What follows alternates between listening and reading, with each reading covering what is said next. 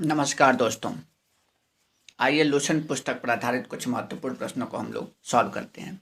देखिए, इस वीडियो की खासियत ये है कि अगर आपने लोशन पढ़ ली है तो लोशन पढ़ने के बाद अगर आपने प्रश्नों को सॉल्व कर लेंगे तो आपकी तैयारी बहुत अच्छी हो जाएगी।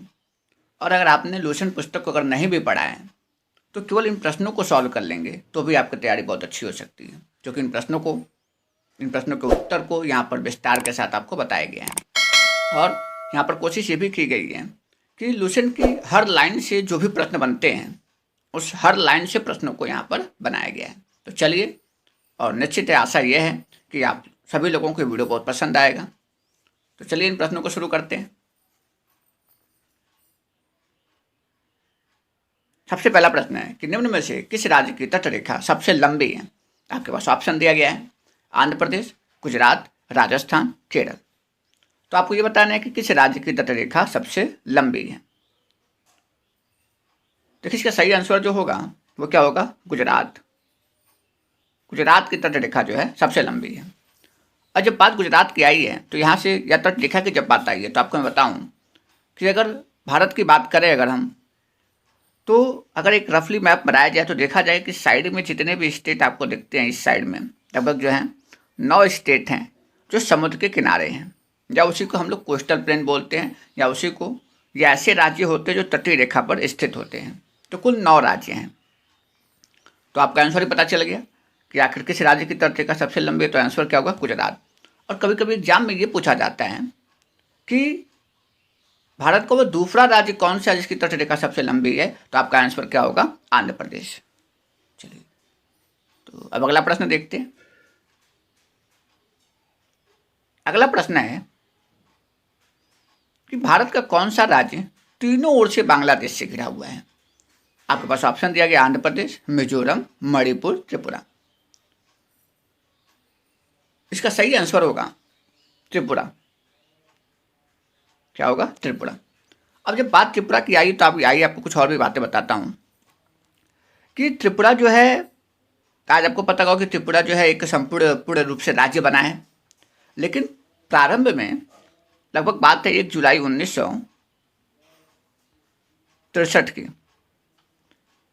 तो 1 जुलाई 1963 को सबसे पहले त्रिपुरा को एज अ केंद्र शासित प्रदेश बनाया गया। उसके बाद 21 जनवरी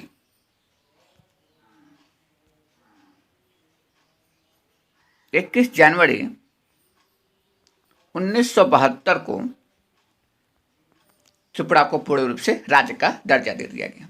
तो आप जरूर याद रखिएगा, ये प्रश्न बहुत ही इंपॉर्टेंट है, परीक्षाओं में बहुत ही ज़्यादा पूछा जाता है कि त्रिपुरा ही एक छोटा सा राज्य, आपने मैप में देखा भी होगा इंडिया के, कि तीनों तरफ से बांग्लादेश से घिरा हुआ है। चलिए अगले प्रश्न में चलते हैं। अगला प्रश्न दर्रे से रिलेटेड बहुत ज़्यादा प्रश्न पूछे जाते हैं। तो देखिए, यहाँ पर प्रश्नों को विस्तार से आपको बताया जाएगा और कुछ इंपॉर्टेंट महत्वपूर्ण तथ्य भी आपको बताए जाएंगे। प्रश्न ये कि तूजू दर्रा कहाँ स्थित है। आपके पास ऑप्शन है: मणिपुर, अरुणाचल प्रदेश, जम्मू कश्मीर, हिमाचल प्रदेश।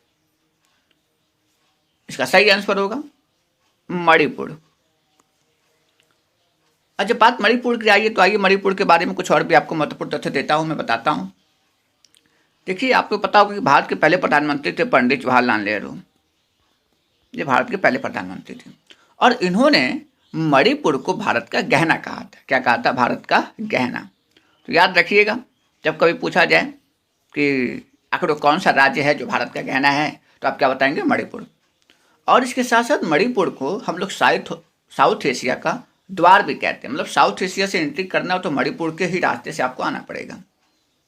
तो ये हो गया आपका तूजू दर्रा कहाँ पर है। तो आपको पता चला मणिपुर, और भी इससे संपूर्ण जानकारी मैंने आपको दी। चलिए अगले प्रश्न में चलते हैं।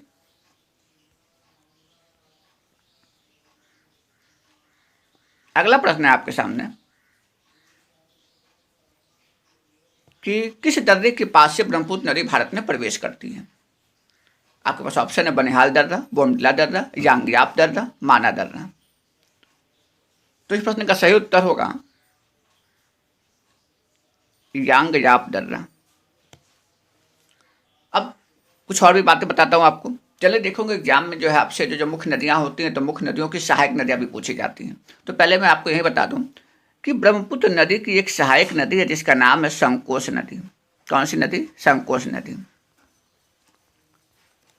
और इस संकोश नदी भूटान, जिसकी राजधानी थिम्पू है, तो भूटान के उत्तर दिशा से निकलती है और असम में आते हुए ब्रह्मपुत्र नदी से मिल जाती है। चलिए अगला प्रश्न देखते हैं हम लोग कि अगला प्रश्न क्या है। ऐसे ही इंपॉर्टेंट प्रश्न जो आपके लिए भौतिक एग्जाम्स के लिए जरूरी होंगे और इम्पॉर्टेंट होंगे, यही प्रश्नों को यहाँ पर लिया गया है। अगला प्रश्न फिर दर्रे से रिलेटेड है कि जोजिला दर्रे का निर्माण किस नदी के द्वारा हुआ है। आपके पास ऑप्शन गंगा नदी, ब्रह्मपुत्र नदी, बोरपानी नदी, सिंधु नदी। तो इस प्रश्न का सही उत्तर होगा सिंधु नदी। अब जनरली एग्जाम में क्या पूछा जाता है दर्रे से रिलेटेड कि वो दर्रा किस राज्य में स्थित है। तो आप याद रखिएगा कि जौ से क्या होता है? जोजिला, और जौ से ही होता है जम्मू कश्मीर। तो याद रखिएगा कि जोजिला दर्रा कहाँ पर है? जम्मू कश्मीर राज्य में स्थित है। अगला प्रश्न देखते हैं क्या है। अगला प्रश्न है कि शिप्ला दर्रे का निर्माण किस नदी द्वारा हुआ है। आपके पास ऑप्शन है गंगा नदी, ब्रह्मपुत्र नदी, सतलज नदी, संकोश नदी। तो इस प्रश्न का सही उत्तर होगा सतलज नदी। अब फिर वही बात, यहां पर भी दर्रे से रिलेटेड क्या बनेगा क्वेश्चन कि आखिर दर्रा किस राज्य में स्थित है। तो आप याद रखिएगा दर्रा कहां पर है?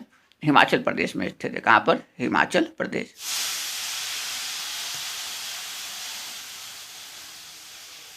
चलिए अगला प्रश्न देखते हैं कि अगला प्रश्न क्या है।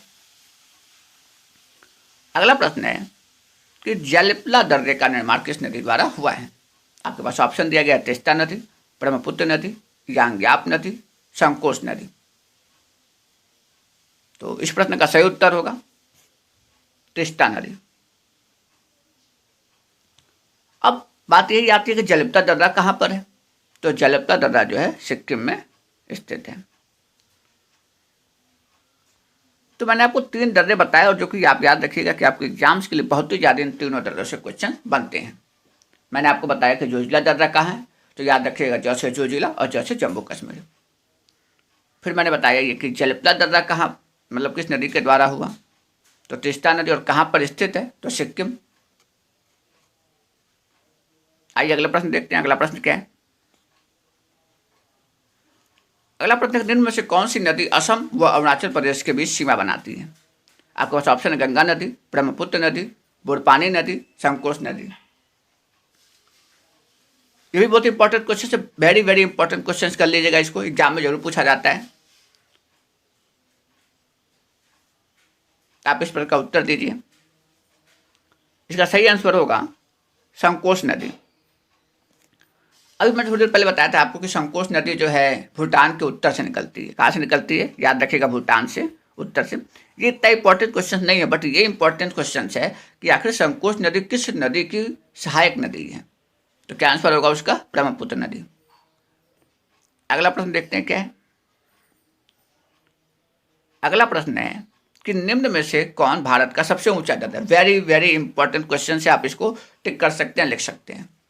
आपके पास ऑप्शन दिया गया काराकोरम दर्रा, जोजिला दर्रा, दीफू दर्रा, नाथुला दर्रा। तो इस प्रश्न का सही उत्तर होगा काराकोरम दर्रा। अब आइए काराकोरम दर्रा के बारे में कुछ बातें बताता हूं आपको मैं। तो काराकोरम दर्रा कहां पर है? जम्मू कश्मीर में स्थित है। पहली बात तो ये कि पूछे कहां है काराकोरम दर्रा, तो पहला आंसर क्या जाएगा? काराकोरम दर्रा जो है जम्मू कश्मीर के लद्दाख क्षेत्र में स्थित है और इसकी ऊंचाई जो है 5624 मीटर है। कितनी है? 5624 मीटर। चलिए अगला प्रश्न देखते हैं, जो आज का लास्ट प्रश्न होगा। जवाहर सुरंग किस दर्रे में स्थित है? आपके पास ऑप्शन है माना दर्रा, शिप्ला दर्रा, बनिहाल दर्रा, नीति दर्रा। तो इसका सही आंसर होगा बनिहाल दर्रा। तो जवाहर सुरंग कहां पर है? तो बनिहाल दर्रा में है। और भी कुछ महत्वपूर्ण बातें मैं आपको बताता हूं कि जब आप जम्मू से श्रीनगर जाएंगे तो आपको रास्ते में दर्रा मिलेगा, वो बनिहाल दर्रा होगा। और याद रखिएगा जो सबसे इंपॉर्टेंट क्वेश्चन पूछा जाता है कि उसे बनिहाल दर्रे के पास कौन सी सुरंग है, तो याद रखिएगा जवाहर सुरंग है। तो आई होप आज आज का वीडियो आपको बहुत अच्छा लगा होगा। वीडियो आपको पसंद हो तो इसे ज़्यादा से ज़्यादा लाइक कीजिएगा, शेयर कीजिएगा, सब्सक्राइब कीजिएगा। हमारे यूट्यूब चैनल आचार्य जी स्टूडियो को सब्सक्राइब कीजिएगा। ऐसे इंपॉर्टेंट प्रश्न जो लूसेंट पर आधारित होंगे आपको टेली प्रेजेंट किया जाएगा। धन्यवाद, नमस्कार, जय हिंद, जय